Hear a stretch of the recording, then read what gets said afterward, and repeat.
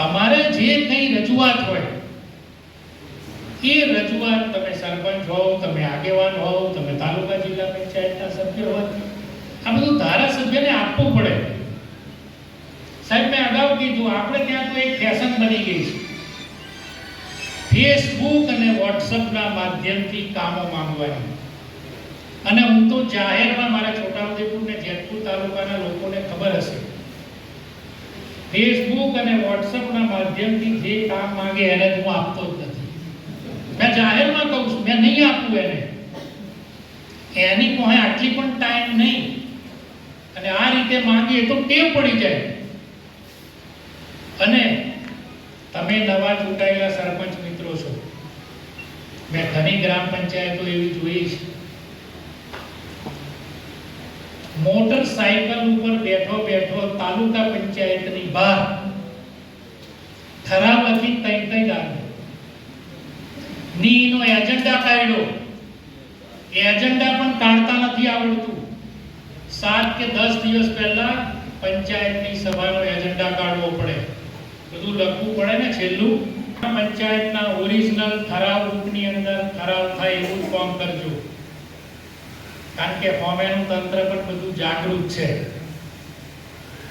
પછી અમારા જેવા વચ્ચે પડી રહેવા દેલા સમાધાન કરવું પડે, અને સમાધાન કરવા તમારે ખર્ચો કરવો પડે.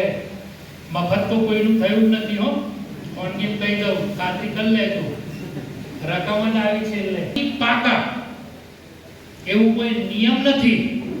પણ 10 કરોડના રસ્તા તમને ફાળવવા માટે ધારાસભ્યને આપે, એટલે અમારે આખા મત વિસ્તારમાંથી પસંદ કરવાના આ કામો. હવે એની અંદર જેને મળે તે ખુશ થાય. પાછા તે એક ગામને મળે ને, એ ગામ તો નહીં ખુશ થતું. તે હું કે તમે પટેલ ફરિયા કર્યું, અમારા વાહકોડિયા ફરિયા, તે ઉતરી છે. એટલે આ જે રસ્તા આપણા મોટા છે, મોટા રસ્તાઓ છે. અમને રાજ્ય સરકારમાં જઈએ ત્યારે સેક્રેટરી સાહેબ, ઇવન મુખ્યમંત્રી કાર્યાલય પણ અમને એમ કહે છે કે તમે યાર એક ફરિયું જોડવાની વાત નહીં કરશો, તમે તમારા જે મુખ્ય રસ્તા છે એને 7-7 મીટરના પહોળા કરો.